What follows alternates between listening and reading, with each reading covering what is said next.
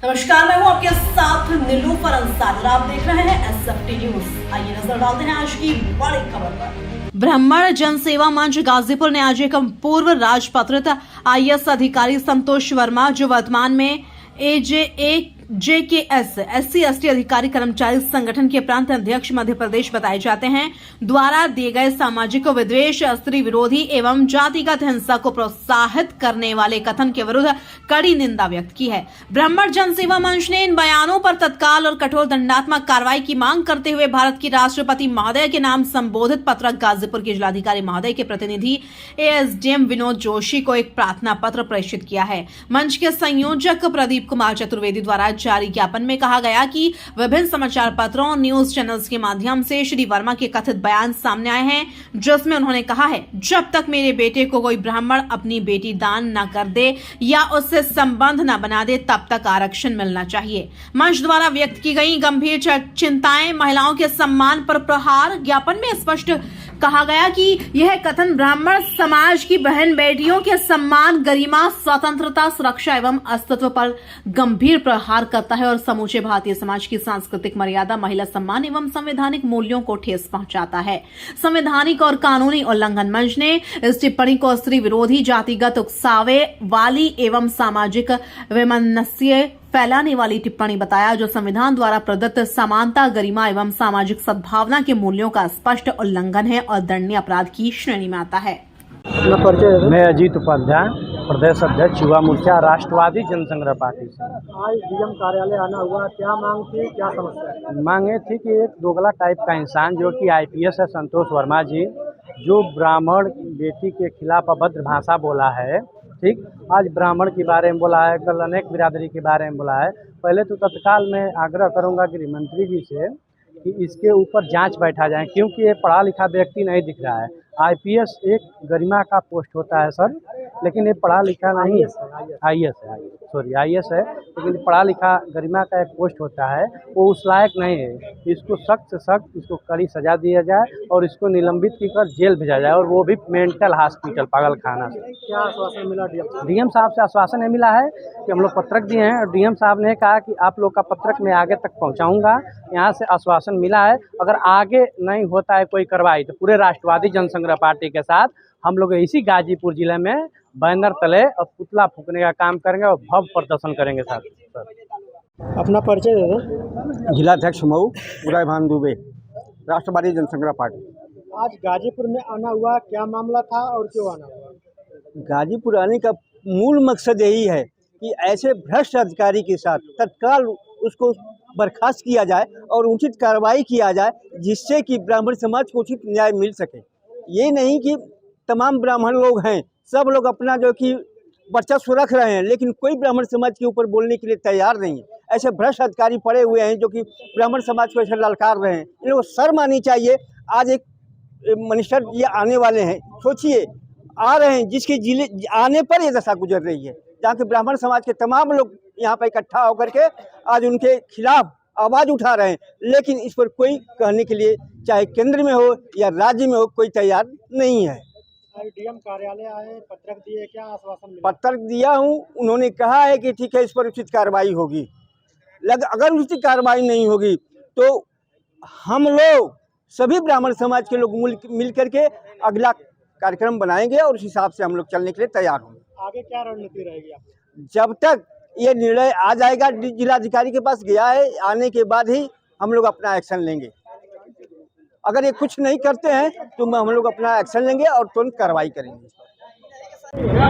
अपना परिचय दे दो। मेरा नाम दीपक उपाध्याय है, मैं PG कॉलेज गाजीपुर से पूर्व शासन उपाध्यक्ष हूँ। आज डीएम कार्यालय आना हुआ, किस तरह का मामला था और क्या हुआ? जो IAS अधिकारी हैं संतोष वर्मा जी, उन्हीं के खिलाफ हम लोग आज 3 सूत्रीय मांगों के संदर्भ में जिलाधिकारी महोदया के माध्यम से हम लोग राष्ट्रपति महोदया को एक पत्रक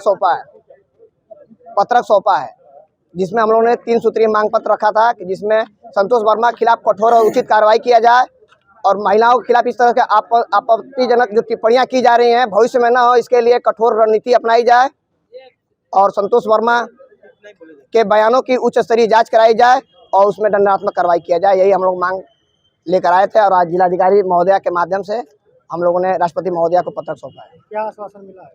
उन्होंने आश्वासन दिया है SDM साहब ने कि हम इसको ऊपर तक इस कागज़ को पहुंचाएंगे और जो भी इसमें उचित कार्रवाई होगी वो कराया जाएगा। अपना परिचय देना। मेरा नाम निमेश पांडे है, मैं पूर्व में जिला उपाध्यक्ष रहा हूँ भाजपा किसान मोर्चा में। आज डीएम कार्यालय आना हुआ, क्या मांग थी और क्यों आना हुआ? आज डीएम कार्यालय हम लोग आए थे तो कहीं ना कहीं जो आईएएस संतोष वर्मा जी जो थे, उनके जो वक्तव्य थे कि ब्राह्मण अगर आरक्षण खत्म करना है तो ब्राह्मण अपनी बेटियों से, हमारे बच्चों का संबंध स्थापित करें। संबंध स्थापित करने से उनकी तुच्छ और संकीर्ण मानसिकता को दर्शाता है कि स्थापित करने का मतलब क्या होता है। ये इस तरह से बहुत ही गंदी मानसिकता के, इस तरह के अगर आईएएस न्याय व्यवस्था में अगर हैं तो इनको तत्काल निलंबित करके और इनको जेल होना चाहिए, इन पे मुकदमा होना चाहिए। निमेश जी, अगर देखा जा रहा है तो भारतीय जनता पार्टी में भी बड़े बड़े ब्राह्मण नेता जो हैं, लेकिन कोई भी बोलने से इनकार कर रहा है। और आप लोग जो आज जिलाधिकारी कार्यालय आए हैं, क्या आश्वासन मिला है? यहाँ तो आश्वासन मिला है कि कार्रवाई हम करेंगे और मुझे पूरी उम्मीद है कि कुछ ना कुछ कार्रवाई जरूर करेगी सरकार।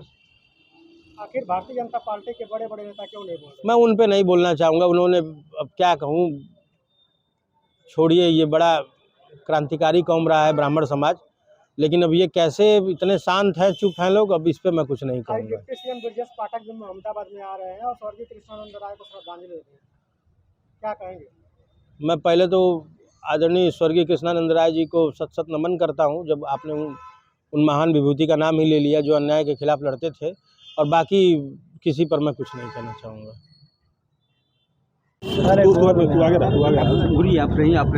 अपना परिचय दे दें। राजेंद्र प्रसाद पांडे, राष्ट्रीय अध्यक्ष राष्ट्रवादी जनसंग्रह पार्टी। आज डीएम कार्यालय आना हुआ, क्या मांग थी और क्यों आना हुआ? संतोष वर्मा जो आईएएस हैं, उनके द्वारा एक ब्राह्मण की लड़की के ऊपर हस्ताक्षेप किया गया है, जो कि उनको नहीं ऐसा करना चाहिए। एक अधिकारी होते हुए वैसा किया है, और उसी के विरोध में हम लोग आए हैं। मांग क्या है? मांग यही है कि उनको सस्पेंड किया जाए, उनको जेल में भेजा जाए, उनकी उचित कार्रवाई जो किया जाए, और उसी मांग क्या होगी भी होगी। क्या आश्वासन मिला? अब एसडीएम साहब को पत्र दिया गया और उन्होंने कहा कि मैं उनको भेज रहा हूँ, यही तो है। अपना परिचय दे दें। प्रेमशंकर मिश्रा, ब्राह्मण रक्षा दल के संयोजक हैं हम। आज डीएम कार्यालय आना हुआ, क्या मांग थी और क्यों आना हुआ? इस समय सोशल मीडिया से लेकर के प्रिंट मीडिया तक बहुचर्चित एक फ्रस्ट्रेटेड माइंड का व्यक्ति आईएएस जो है बना हुआ है, और वो भी फर्जी तरीके से बना हुआ है। चर्चा का कारण है अब शब्द को बोल करके किसी तरह चर्चा में आना, तो वो ब्राह्मण के उस पर जो है अहम पर ठेस पहुंचाया है। ब्राह्मण की बहन बेटियों को लेकर के उल्टा सीधा जो है कमेंट किया है। तो उसी संदर्भ में हम लोग आए थे कि राष्ट्रपति महोदय को जो है ज्ञापन दे करके और इनको निलंबित किया जाए, और इनकी जो सही जगह है, इनका सही जगह है जेल खाना, इनको जेल में भिजवाया जाए और उसके बाद इनके दिमाग का इलाज कराया जाए। मांग क्या थी? मांग वही है कि इनको जेल भेजा जाए और इनके संपत्ति की जांच कराई जाए और इनको निलंबित किया जाए, टर्मिनेट किया जाए। उसके पहले इनका कोई जो है कोई और दूसरा इलाज नहीं है, ना कोई विकल्प है। क्या आश्वासन मिला? आश्वासन उन्होंने ये कहा भाई कि हम आपकी बात को आगे पहुंचाते हैं और हमसे जितना भी हो सकता है हम काम करेंगे, लेकिन अगर हमको हमारे अनुरूप काम नहीं हुआ तो हम लोग इस पर कंटिन्यू लड़ाई अपनी जारी रखेंगे। अपना परिचय दे दें। मैं दीपक कुमार पांडे, अधिवक्ता उच्च न्यायालय इलाहाबाद। वकील साहब, देखा जा रहा है तो आज डीएम कार्यालय आना हुआ, मांग क्या थी और क्यों आना हुआ? मांग ये थी कि आप देख रहे होंगे सोशल मीडिया में एक विक्षिप्त मानसिकता का व्यक्ति, जिसका नाम लेना भी हम लोगों को गैर मुनासिब लगता है, उसने भारत की बेटियों के बारे में, हमारे ब्राह्मण समाज की बेटियों के बारे में जो गलत शब्द कहा था, उसके खिलाफ हम लोग 2-3 कार्रवाई चाहते हैं।